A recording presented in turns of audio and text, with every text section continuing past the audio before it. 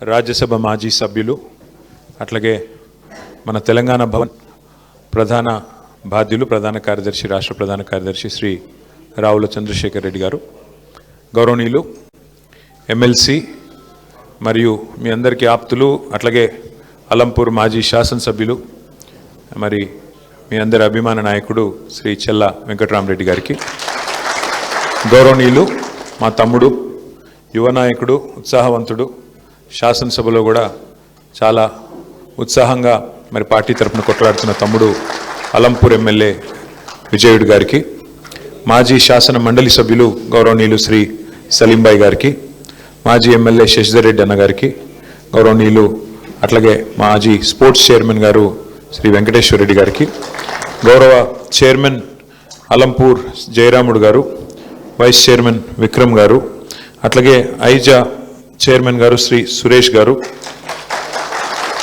సురేష్ గారు ఇంటి పేరు సీఎం సురేషా? బాగుంది ఆయన పేరు. నువ్వు ఏ ఎన్నిక గెలవపోయినా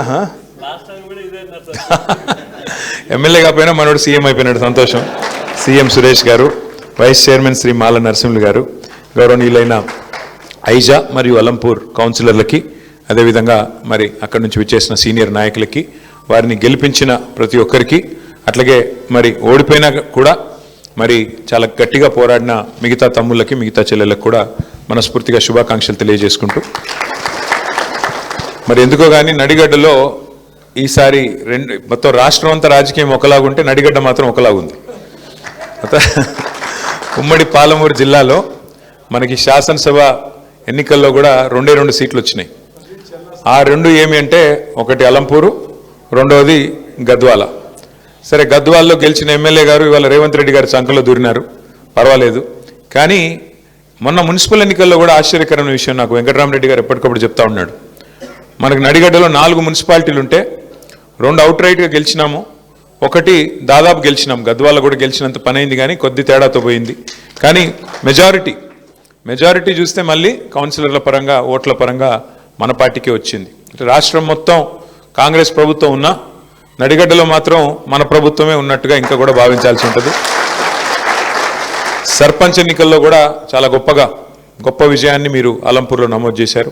దాదాపు 60-65% మరి సర్పంచులు కూడా మన పార్టీ గెలుచుకున్నది, మన పార్టీ మద్దతుదారులు గెలుచుకున్నారు. అట్లాగే కౌన్సిల్లో కూడా మళ్ళీ ఇందాక నేను చెప్పినట్టు అటు గద్వాల్ అయితేనేమి, అలంపూరు, ఐజా అయితేనేమి, వడ్డేపల్లి అయితేనేమి, మొత్తంగా మెజారిటీ కౌన్సిలర్లు మనమే సాధించినాం, మెజారిటీ ఓట్లు కూడా మనమే సాధించినాం. అయితే రాష్ట్రం మొత్తంలో మరి పరిస్థితి ఎట్లా ఉందో మీరు చూస్తూ ఉన్నారు.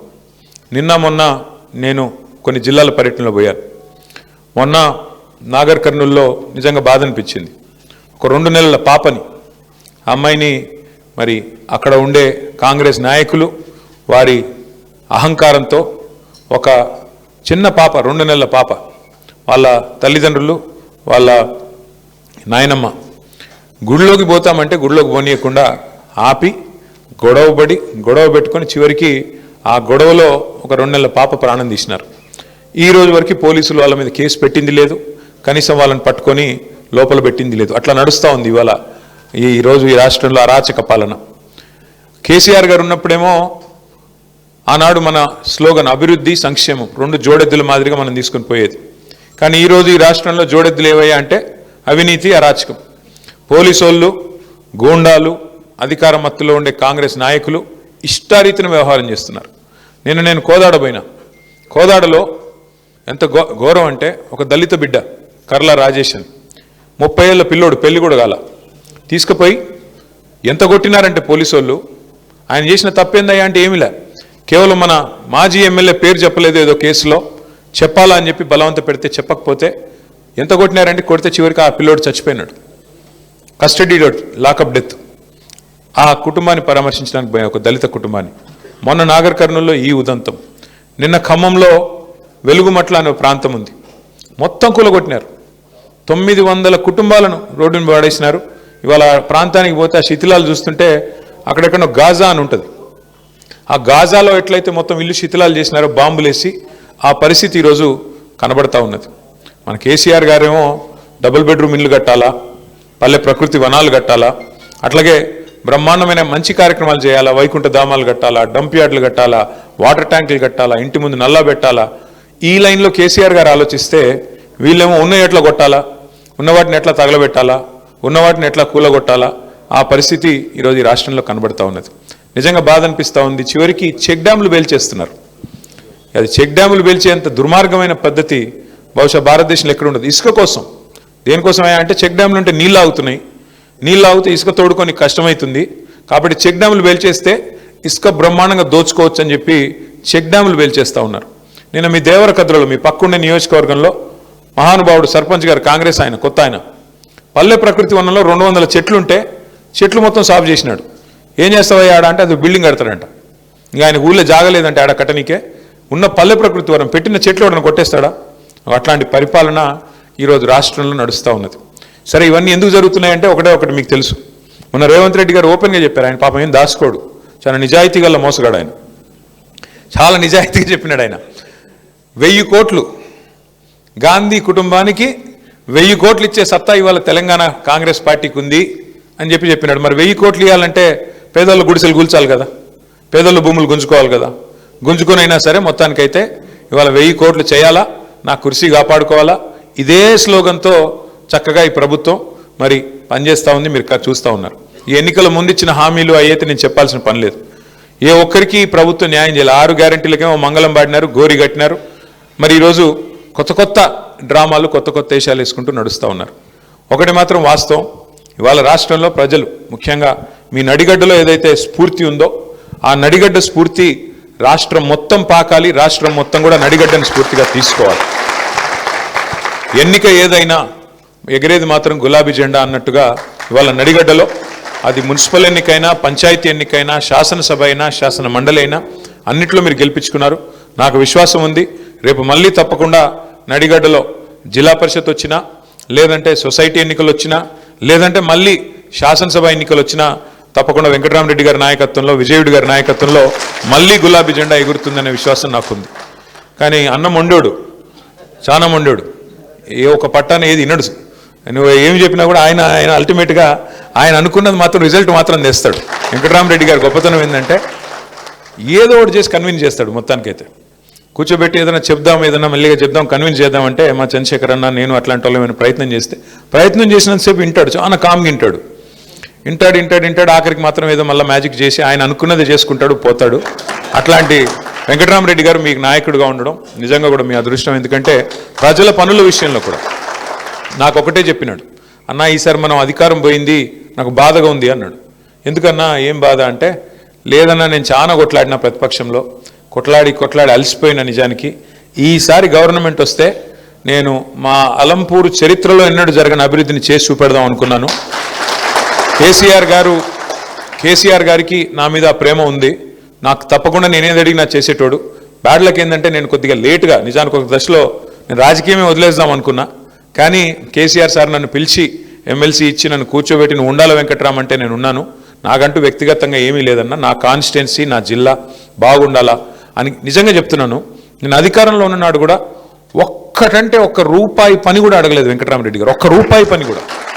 ఏమన్నా అడిగినంటే మా కాన్స్టిట్యున్సీ, మాకు అలంపూర్కి ఇది కావాలా. ఒకరోజు అయితే మన గవర్నమెంట్ పోయింది అనుకుంటా, అప్పుడు పోయినాక వచ్చినాడు రోజు వచ్చి, మాకు నీళ్లు రావాలా, నువ్వు జగన్ అన్నకు ఫోన్ చేయంటాడు.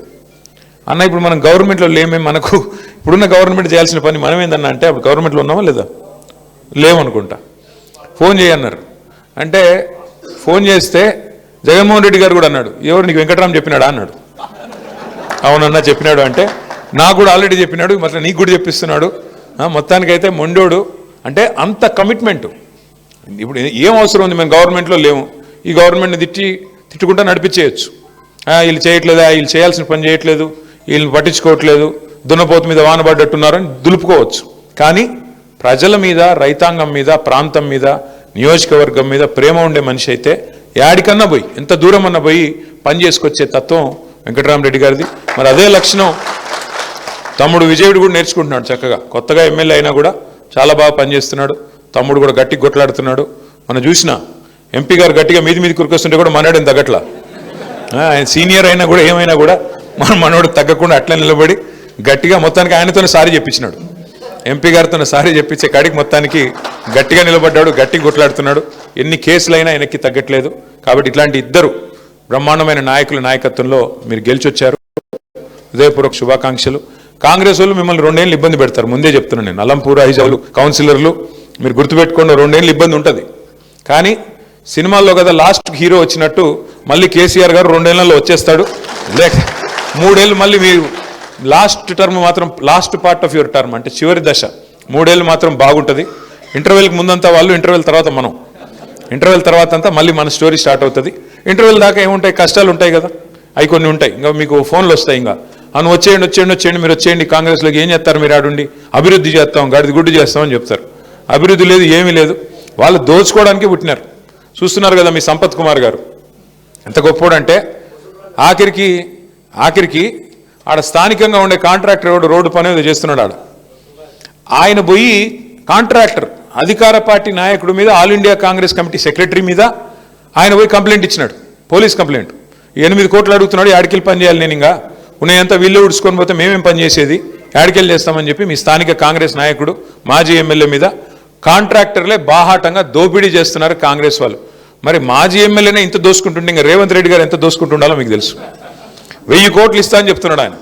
1000 కోట్లు ఇస్తానని చెప్తా అంటే ఇంకా ఆయన ఎంతో ఎన్ని వేల కోట్లు వెనకాల వేసుకుని ఉండాలా ఈ 2 ఏళ్లలో. కాబట్టి ఇవాళ జరుగుతుంది ఏంటంటే, ఈ రాష్ట్రంలో దోచుకోవడం, దాచుకోవడం. కాంగ్రెస్ పార్టీ బ్రహ్మాండంగా అదే పనిలో ఉంది. ప్రజలకు కూడా అన్ని బోధపడ్డాయి, ఇవాళ ప్రజలకు కూడా అన్ని అర్థమైనాయి. ఇంకా కాంగ్రెస్తోనే న్యాయం జరగదు, కాంగ్రెస్ మోసం చేస్తుంది. లేకపోతే ఇవాళ ఫిబ్రవరి 26 ఈరోజు 26, 27 రైతు బంధు పడ్డదా? ఎన్ని డైలాగులు కొట్టారు రేవంత్ రెడ్డి.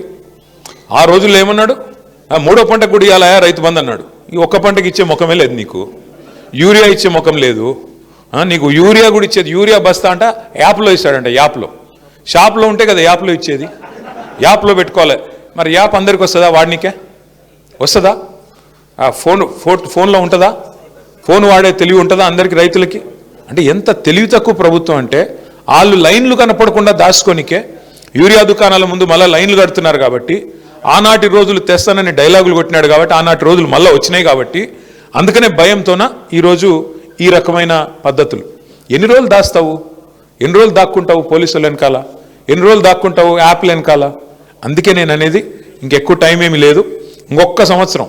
ఆ తర్వాత ఎట్లాగో లాస్ట్ ఇయర్ ఎలక్షనే, ఇంకొక సంవత్సరం మనకు కష్టం ఉంటుంది. ఈ ఒక్క సంవత్సరం గట్టిగా ఎదుర్కొందాం. నడిగడ్డలో నాయకులు ఉన్నారు, మీకు ఇబ్బంది ఏమీ లేదు. తప్పకుండా కొడితే ఈసారి దిమ్మ తిరిగి మైండ్ బ్లాంక్ అయ్యేటట్టు కొట్టాలా. మళ్ళీ కేసీఆర్ సార్ ముఖ్యమంత్రి కావాలా. వెంకటరామరెడ్డి గారు నాకు ఏదైతే 2023లో చెప్పాడు మనం ఓడిపోయిన తర్వాత, అన్న ఈసారి గెలిచినంటే అలంపూర్ను బ్రహ్మాండంగా రాష్ట్రంలోనే నెంబర్ 1 చేయాలనే ఒక కోరిక నాకు ఉందన్న అనేదైతే చెప్పాడో, మీరు అక్షర క్రమంలో ముందున్నారు అలంపూరు. రేపు భవిష్యత్తులో అభివృద్ధిలో కూడా నెంబర్ 1గా వెంకటరామరెడ్డి గారి నాయకత్వంలో నించోబెట్టే బాధ్యత నేను అన్న తీసుకుంటాం. తప్పకుండా మీకు గెలిచిన ప్రతి ఒక్కరికి శుభాకాంక్షలు. అట్లాగే ఓడిపోయిన వాళ్ళకు కూడా అభినందనలు, వీరోచితంగా కొట్లాడినందుకు తెలియజేస్తూ మళ్ళొకసారి ఇద్దరు చైర్మన్లకి, వైస్ చైర్మన్లకి నేను ఒకటే చెప్తా ఉన్నా, తొందరపడకండి. కూర్చోండి, తొందరపడకండి. డెఫినెట్గా మీరు చాలా మాటలు ఇచ్చి ఉంటారు. గెలిచినప్పుడు, పోటీ చేసినప్పుడు రోడ్లు, మోరీలు, కమ్యూనిటీ హాళ్ళు, మీరు ఏది కావాలంటే అది నేను చేయిస్తాను అని మాట ఇచ్చి ఉంటారు. ఎప్పుడైనా గెలిచిన కొత్తలో ఆరాటం ఉంటుంది తొందరగా చేయాలని. కానీ అక్కడ కాంగ్రెస్ వాళ్ళు డబ్బులు ఇవ్వరు, కొంత ఇబ్బంది పెడతారు. కాబట్టి మనం వచ్చే నిధులతోన నడుపుకోవాలా. ప్రస్తుతం ఒక సంవత్సరంన్నర, ఆ తర్వాత మళ్ళీ మన గవర్నమెంట్ వచ్చాక నిధుల వరద, మీరు గెలిపించిన వాళ్ళని మర్చిపోం, గెలిచిన మున్సిపాలిటీని మర్చిపోం. తప్పకుండా నిధుల వరద పారుతుంది. మీ అలంపూరు, ఐజా మున్సిపాలిటీలో బ్రహ్మాండమైన మీరు ఇచ్చిన ప్రతి హామీని నించోబెట్టే బాధ్యత నాదని చెప్పి తెలియజేసుకుంటూ, ఒకసారి గెలిచిన కౌన్సిలర్లు, మిగతా మిత్రులు వారిని అభినందించే కార్యక్రమం పెట్టుకుందాం.